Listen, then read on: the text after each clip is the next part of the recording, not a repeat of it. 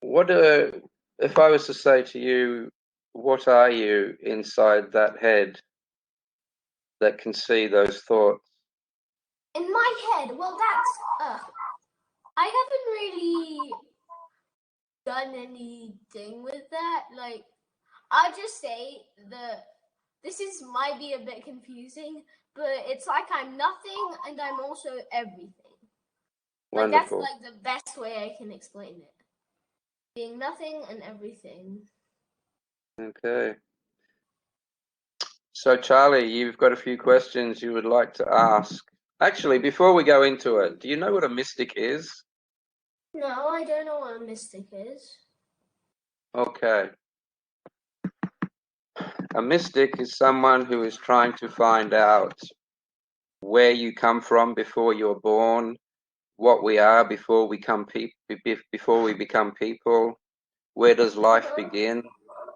You know, are you a ghost inside that body? Are you a spirit inside that body? And we just look and we find out all of these mystical things about life that other people aren't really very interested in until it's too late. My opinion is that, like, the brain is just a vessel. Like, it's always there, but it's just a vessel for consciousness and ego. Like, yeah. I'm pretty sure Oliver asked me something like that. I just don't remember exactly what. Oh, it doesn't matter. Doesn't matter. You're doing very, very well. Okay. What brought you to that conclusion?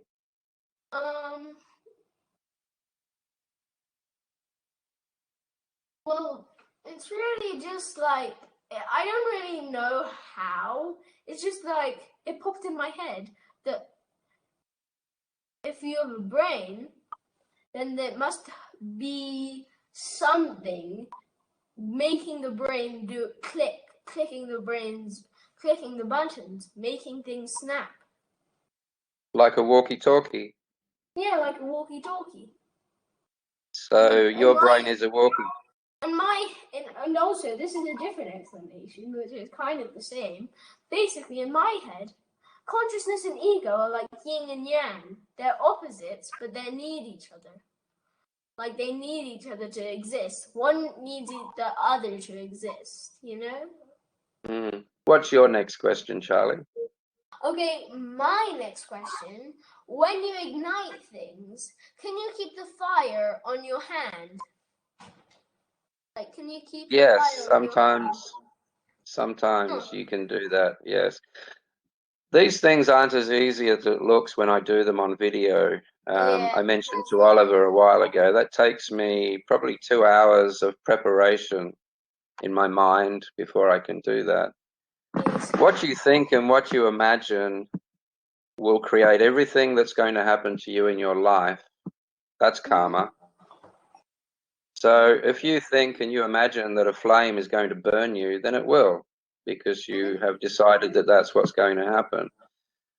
So if you are strong enough and if you've done enough training and you can focus enough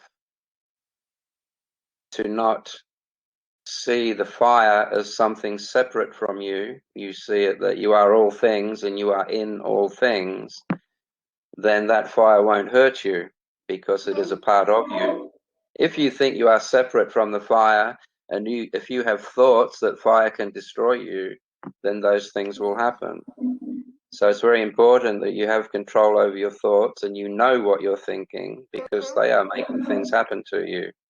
This is one of the reasons I wanted to talk to you today, because I think you need to know these things because you have a very powerful mental process and there's a very strong spirit in you.